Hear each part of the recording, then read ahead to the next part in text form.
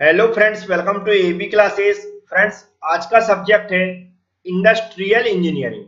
आज मैं industrial engineering के अंदर समझाने वाला हूँ प्रोडक्टिविटी को कैसे डिफाइन किया जाता है, प्रोडक्टिविटी कितने टाइप्स की होती है, प्रोडक्टिविटी और प्रोडक्शन में क्या डिफरेंस होता है। यदि फ्रेंड्स जो भी आज मैं समझा रहा हूँ उसको समझना चाहते हैं तो वीडियो पूरा जरूर देखें। ऐसे फ्रेंड्स हमारे जिन्होंने अभी तक हमारा चैनल सब्सक्राइब नहीं किया है तो प्लीज फ्रेंड्स, जो आपको रेड कलर में सब्सक्राइब लिखा दिख रहा है उस पर टच करके हमारे चैनल को सब्सक्राइब कर लें, बेल आइकन पर क्लिक कर लें, जिससे कि आने वाली वीडियो की नोटिफिकेशन आपके पास पहुंच सके।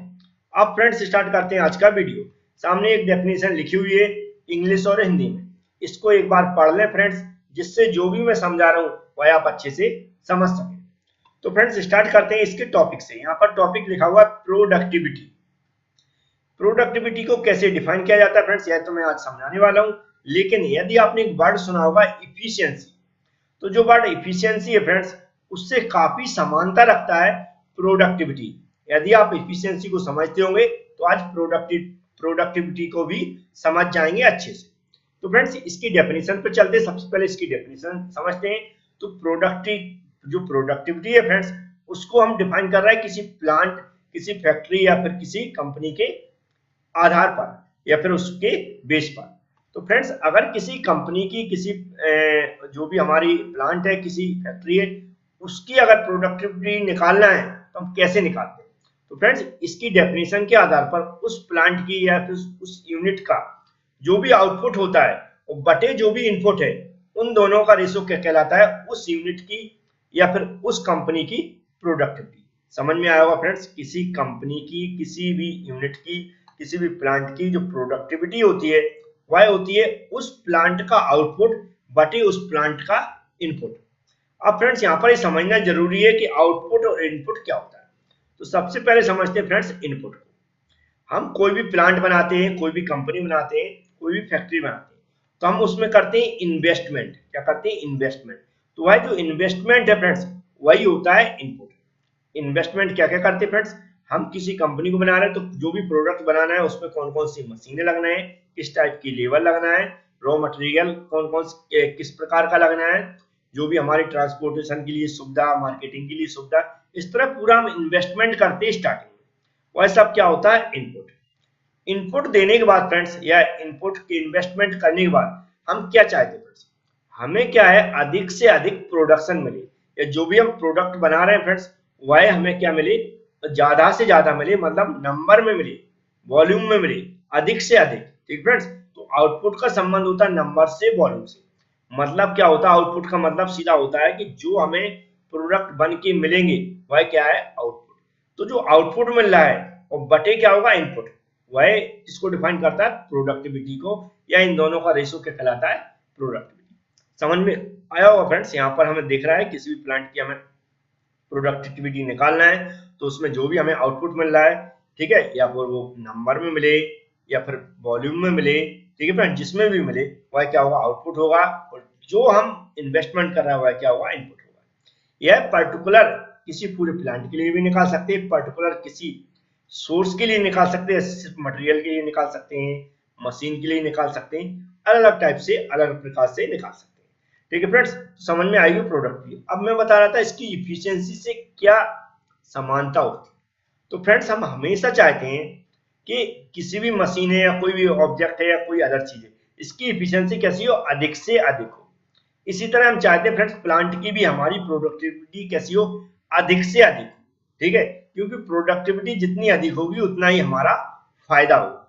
फायदे का मतलब होता है फ्रेंड्स जो भी हम इन्वेस्टमेंट कर रहे हैं उसमें जितना अधिक से अधिक आउटपुट मिलेगा, तो ठीक है, कितना मिलेगा, जितना अधिक से अधिक आउटपुट मिलेगा तो उसका जो रेशो होगा फ्रेंड्स वह क्या होगी, प्रोडक्टिविटी होगी। और प्रोडक्टिविटी उतनी ही हमें क्या चाहिए, अधिक से अधिक चाहिए, जिस तरह हमें इफिशियंसी चाहिए।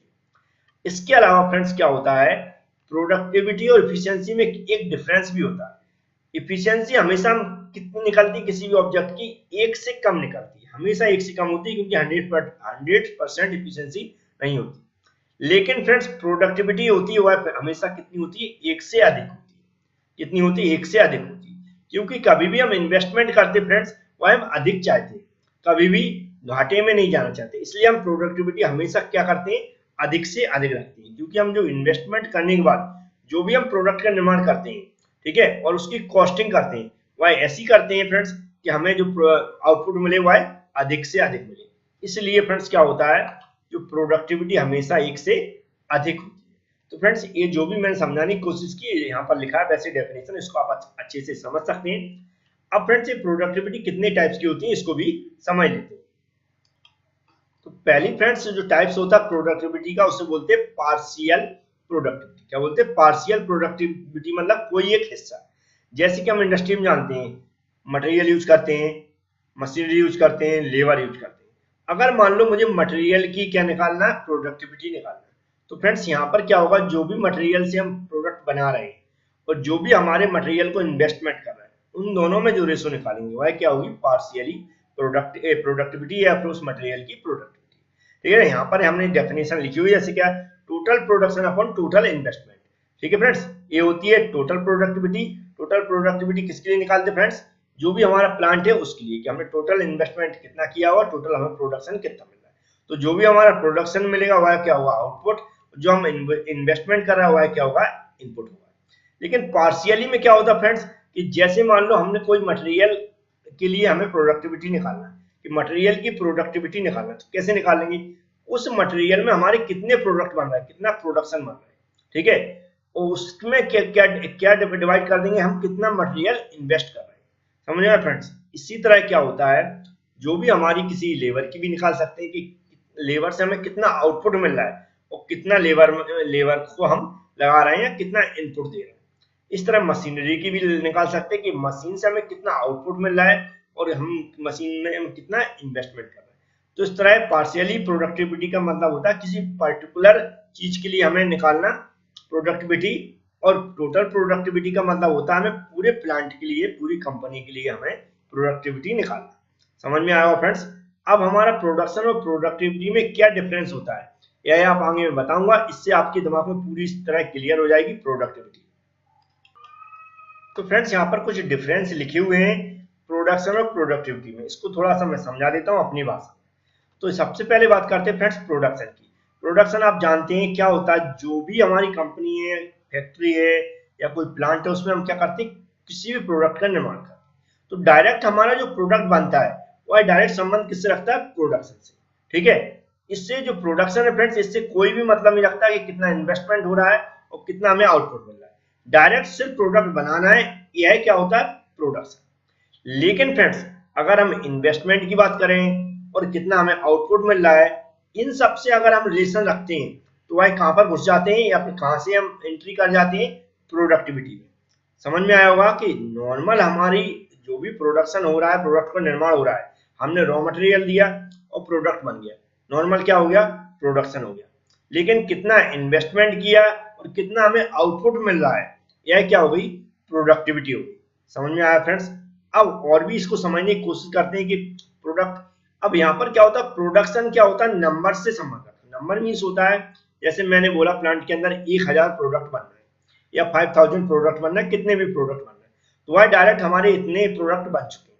तो यह क्या होगा फ्रेंड्स, ओनली प्रोडक्शन।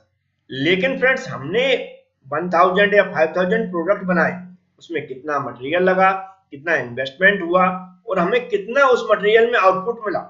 5000 बना रहे थे, 5000 मिले या नहीं, 1000 का प्रोडक्शन कर रहे थे, वह 1000 बने या नहीं बने, यह जब संबंध रखते हैं तो वह क्या होती है, प्रोडक्टिविटी।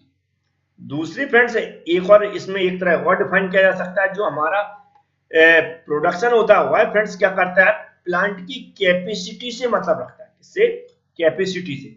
जबकि जो प्रोडक्टिविटी है फ्रेंड्स वह उसकी इफिशियंसी से मतलब रखती है। तो फ्रेंड्स ये कुछ डिफरेंस थे, यहाँ पर पढ़ के भी आप समझ सकते हैं। यदि फ्रेंड्स आपको जो भी मैं समझा रहा हूँ, या इंडस्ट्रियल इंजीनियरिंग मैंने स्टार्ट किया है, इससे पहले बहुत सारे सब्जेक्ट हैं, जैसे कि एडवांस मैन्युफैक्चरिंग, MPMM, जो हमारा PPC है फ्रेंड्स, और हमारे और भी सब्जेक्ट हैं जैसे EMMP है, मेट्रोलॉजी एंड मेजरमेंट है, और भी कुछ सब्जेक्ट हैं जैसे मैन्युफैक्चरिंग प्रोसेस है, मटेरियल टूल एंड टेक्नोलॉजी है, ऐसे बहुत सारे सब्जेक्ट हैं, थर्मल इंजीनियरिंग है। इन सबके मैं मैक्सिमम वीडियो डाल चुका हूँ, आप देखना चाहते हैं तो डिस्क्रिप्शन बॉक्स में मैंने कुछ वीडियो की लिंक दे रखी है, डायरेक्ट प्लेलिस्ट की, और इसके अलावा आप डायरेक्ट पहुंचना चाहते हैं तो सभी सब्जेक्ट के नाम से आपको प्लेलिस्ट मिल जाएगी, उसमें भी जाकर आप सारी वीडियो हमारे देख सकते हैं। यदि फ्रेंड्स आज का वीडियो पसंद आया हो तो लाइक जरूर कर दें।